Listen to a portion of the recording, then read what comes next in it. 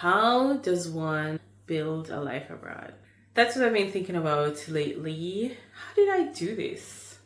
I think it starts first with clarity and having an intention. Am I escaping or am I being deliberate? That's the first thing about designing a life abroad that you should think about. Determine what you're doing and be clear. Sometimes even like trying to get that clarity is difficult. There might be even like a step before that, which is giving yourself permission to build and design the life that you want in the way that you want, even if, as far as you can tell, it's completely different from what you've seen or observed with how people are living their lives.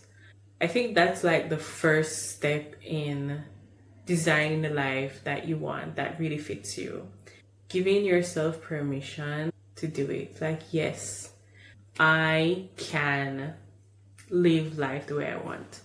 And in many ways, women are kind of like raised by society to live their lives in relation to men and to only feel that sort of like sense of accomplishment when they're doing things for others, like nurturing the family, being a supportive wife. And those are like good traits, but many times it comes at the expense of self. This is why I think like it's important to start there with the permission of just saying yes. Yes, I can live my life the way I want, even if it looks different from others. And for me, designing your life abroad, I think it's a unique experience that everyone should do at least once. Designing your life abroad does not mean that it's permanent, like you have to stay abroad and this is, the end all be all. You can do it for a moment, like a pocket of time in your life. Like it can be for a year, 10 years, 6 months.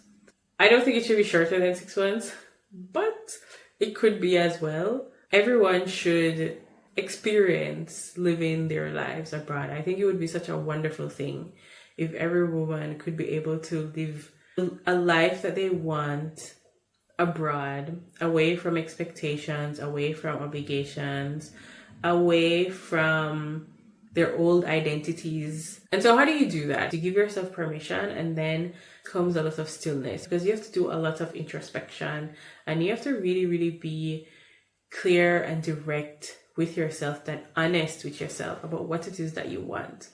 And don't be shy. Get rid of that shame. Like, can I really think this? Can I really make my life like this? Yes, you can. Yes, you can. Again, remember I told you permission? Yes, you can. Then you have a moment of silence, of introspection, where you're really thinking about what you really want out of your life. And one way to do this is to ask yourself, if I had all the money in the world, or if I had all the time, or if time and money was not a factor, what would I be doing?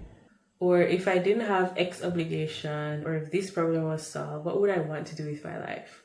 If someone said I could have any job I wanted, what would I do? Like, maybe you don't want to even do a job. Maybe you're just like, you know what? I only want to work 2 hours a day, 2 days a week, forever. That's enough. And you can build a life exactly like that. Like, whatever you have dreamed of, jot it down, take note of it, and then figure out how to make the moves to put that in place. And having that clarity and that intention is, I would say, the first actionable step, because now you're able to plan. Break it down into smaller parts. How can I get more? It looks different for everyone, and it will look different for you. And what you want may not be what your friends want, what your partner wants, what your kids want, what your parents want, what society wants for you. It may not be that, and that is okay. But identify, what does this mean for you? It's amazing how much we can implement in our lives and how much we can curate our lives if we know what it is that we want. And that's why I think having that intention and that clarity is super important from like day one. You have to start there. So we have the permission, the introspection, the clarity, the plan. Part of the plan also means research. And research sounds like a heavy word. When I really was intentional about moving back to France and be like, yes, France is the one where I want to make permanent. When I made that intention, I started plotting things. I'm not always like a visual person, but I really like words and lists. And so I had up all of these post-its and little notes and messages and encouragements and plans and instructions all over my room, everywhere. What was it called? Mission Migration? I forget what it was called, but it was like Mission something for when I really decided that I wanted to move back to France. And so, yeah, the research can be anything. Start curating. Look for the people who are living the life that you want to live. And see if you can like figure out how they've done it. And see if you can reverse engineer like what they're showing and how they're showing it. Or what makes sense for you. Like, do it. Curate your social media to show you what that life could be like. Of course, social media is just like one little slither of real life, but sometimes people will peel back some of the layers and show what's going on behind the scenes. Curating and seeing what that life is, that it can look like, can help you to figure out and even fine-tune what you want for yourself. Finally, I want to be clear about designing a life that finally fits. It's for you. It's you first. You are the main character of that life, of that dream. Put your needs and your desires, pour into yourself. Be so selfish about it. The core of that has to be you and what you truly want at the center. And sometimes it can be like a really scary thing. You might think, do I deserve this life that I'm thinking of? And yes, you deserve it. If it's the thing that you desire, then you deserve it. So don't worry about that part, or try not to worry about it, or remind yourself that you deserve the life that you want. And so make sure that that desire, the life that you want, is at the core of whatever you're curating and designing. And then you build around it. How do I how do I include my partner in the way that I want to this life? If you have a partner, if you have children, how do I include my children in this way to their benefit, to their nourishment, so that they're enriched as well and they can create value around it? How do I include family, friends, etc.? But you are the center of your life, and you should be. You are the center of this. What comes out of it may not be what you expected initially. And I don't want to say this in like a negative way. I'm not trying to say it in like this negative way.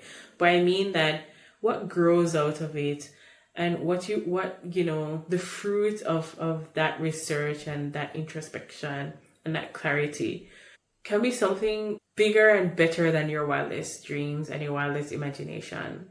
And it will always be exactly what you need at that point, if you're clear and honest about what that desire is. And then you take it abroad. Like I said, everyone should experience life abroad for at least 6 months. I think it's an amazing, such an enriching, empowering experience that will unlock and shift parts of you. For me, it's impossible to unlock certain parts of yourself unless you've done it in travel, interacting and engaging with people, places, and cultures that are entirely different from your own, without the constraints and expectations of your old identities or your own culture, etc. Like, there is only like this mix of environment, this blend of things that can unlock like certain parts of you that you never knew you had in this way. And this is why, like, I think designing a life abroad is like so important, and you should experience it once, at least once, because yeah, it's such a powerful way to grow and discover more about yourself. Yeah, that's why I love it. The contentment and the love of self or knowledge of self that I've gained from moving abroad and starting over abroad and designing the life that I want abroad is inexplicable, and I really want you to experience it. And I think those steps are the first beginnings of such a beautiful, powerful shift that you can make for yourself. Give yourself permission that you deserve the life. Be introspection and really be honest with yourself about what you want. Gain the clarity. Like after that introspection, make sure that you're clear about the intention that you're setting. Plan it and research it on how you can implement it from your life currently and how you can expand it out to others. And make sure that you're selfish. Yeah. Yes, this is the what I'm going to say. Make sure you're selfish. It's all about you. Main character syndrome is needed. It is vital, crucial to these things. Like everything else will shift and evolve from there. But I think those 5 steps are what you need to first start building a life that finally fits for you. Do you have questions for me? Is there anything about anything that I've said or anything that you're curious about of how to curate a life abroad? Like, tell me. I will respond. Don't be shy. I will share some of even like my experiences of how I was able to like curate things.